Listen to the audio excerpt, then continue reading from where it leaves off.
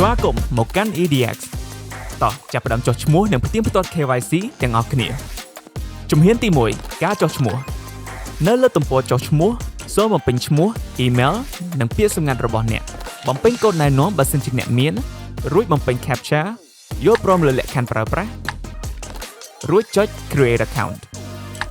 ពិនិត្យមើល email របស់អ្នកដើម្បីយកកូដបញ្ជាក់មកបំពេញក្នុងកម្មវិធីជំហានទី2ការផ្ទៀងផ្ទាត់ KYC ចូលទៅកាន់ settings រួចចុច profile settings ហើយជ្រើសរើស start KYC បំពេញព័ត៌មានអាសយដ្ឋានរបស់អ្នករួចចុច update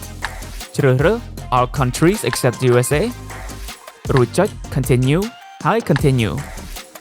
ជ្រើសរើសប្រទេសរបស់អ្នករួចចុច continue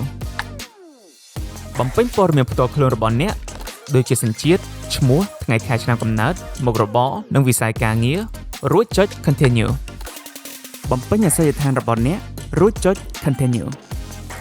ត្រៀមឯកសារអត្តសញ្ញាណរបស់អ្នកឲ្យរួចរាល់រួចចុច continue ជ្រើសរើសប្រភេទឯកសាររបស់អ្នកហើយធ្វើតាមការណែនាំដើម្បី scan រូបភាពឯកសារទាំងសងខាងពិនិត្យមើលថារូបច្បាស់ល្អអាចអានបានឬត្រូវការថតសារជាថ្មី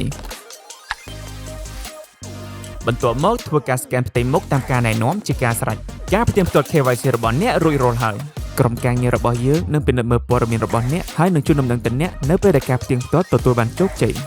សូមអរគុណដែលបានជ្រើសរើស EDX